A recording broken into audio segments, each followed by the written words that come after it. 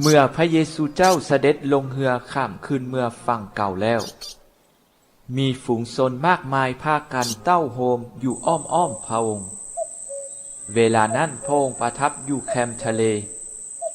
มีหัวหน้าโรงธรรมผู้หนึ่งชื่อยาอีก็ได้มาถึงบ่อนนั้นด้วย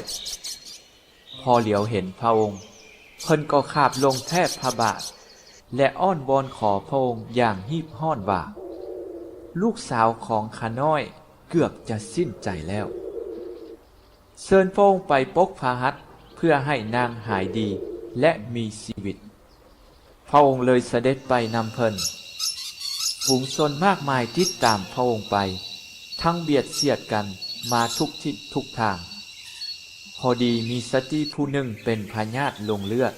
มาได้12 ปีแล้วนางต้องทรมานหลายย้อนได้รับการปิ่นปัวจากนายหมอหลายคนแล้ว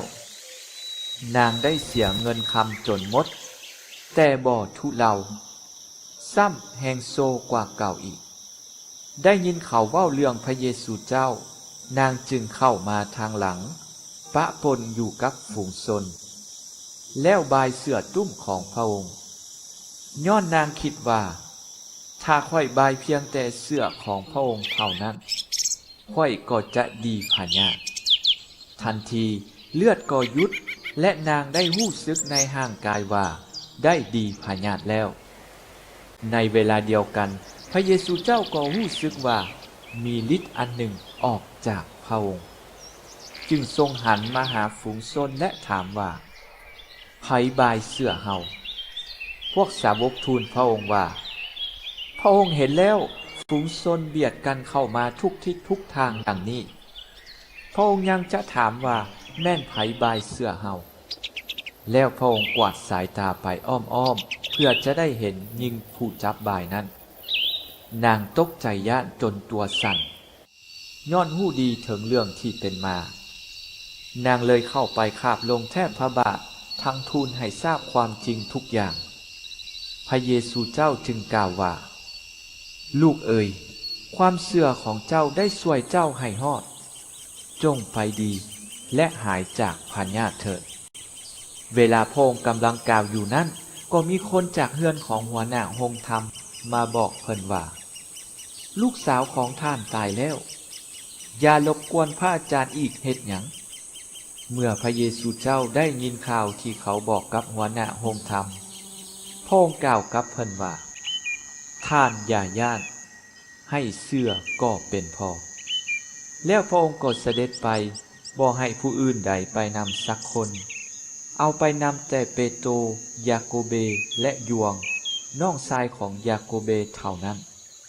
เมื่อมาถึงเฮือนของหัวหน้าโรงธรรมพระองค์ทอดพระเนตรเห็นคนให้จมให้ว่าอยู่อึกกระทึกพระองค์เสด็จเข้าในเฮือนแล้วกล่าวกับพวกนั้นว่าพากันห้องให้และอึกกระทึกเฮ็ดหยังนางน้อยบ่ได้ตายดอก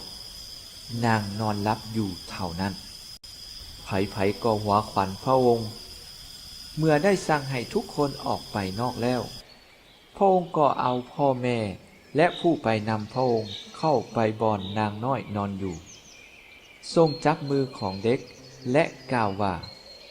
ตาลีตากูมีแปลว่านางน้อยเอ่ยเฮาสั่งเจ้าจงลุกขึ้นทันทีนางน้อยนั้นก็ลุกขึ้นและย่างไปย้อนว่าอายุนางได้12 ปีแล้วในทันใดนั้นคนทั้งหลายก็มีความตกใจอย่างใหญ่พระองค์ได้สั่งบังคับบ่ให้แพร่ผายข่าวนี้ให้ผู้ใดทราบอย่างเด็ดขาดแล้วบอกให้เอาเข้ามาให้นางน้อยนั่นกิน